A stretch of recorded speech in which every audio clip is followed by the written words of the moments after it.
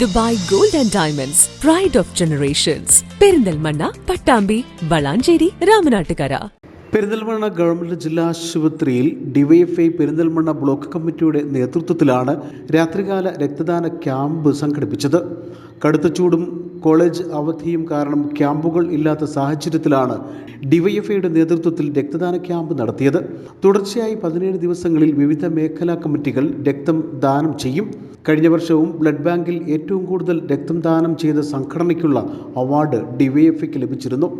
വരും ദിവസങ്ങളിൽ കൂടുതൽ ബോധവൽക്കരണ ക്യാമ്പുകളും സംഘടിപ്പിക്കുമെന്ന് ബ്ലോക്ക് ഭാരവാഹികൾ പറഞ്ഞു. ഡിവൈഎഫ്ഐയുടെ പെരിന്തൽമണ്ണ ബ്ലോക്ക് കമ്മിറ്റിയുടെ ആഭിമുഖ്യത്തിൽ കഴിഞ്ഞ 17 ദിവസമായി രാത്രികാല രക്തദാന ക്യാമ്പിന് തുടക്കം കുറിച്ചിരിക്കുകയാണ്.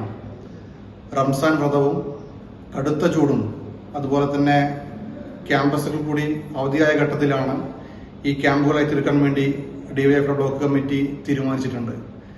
കഴിഞ്ഞ ഒരാഴ്ചയായി ഈ ക്യാമ്പ് ആരംഭിച്ചിട്ടുണ്ട്. ബ്ലോക്ക് കമ്മിറ്റി കീഴിലെ 17 മേഖലാ കമ്മിറ്റിയിൽ നിന്നായി 100 കണക്കിന് വരുന്ന സഖാക്കളാണ് ഇവിടെ രക്തം കൊടുക്കാൻ വേണ്ടി കഴിഞ്ഞ ഒരാഴ്ചയായി വന്നുകൊണ്ടിരിക്കുന്നത്. തുടർച്ചയായ 17 ദിവസവും ഈ ക്യാമ്പ് തുടർന്നു കൊണ്ടുപോകാൻ വേണ്ടിയാണ് ബ്ലോക്ക് കമ്മിറ്റി തീരുമാനിച്ചിട്ടുള്ളത്. കഴിഞ്ഞ വർഷങ്ങളിലും ഈ രൂപത്തിലുള്ള ക്യാമ്പുകൾ ഡിവൈഎഫ്ഐ സംഘടിപ്പിച്ചിട്ടുണ്ട്.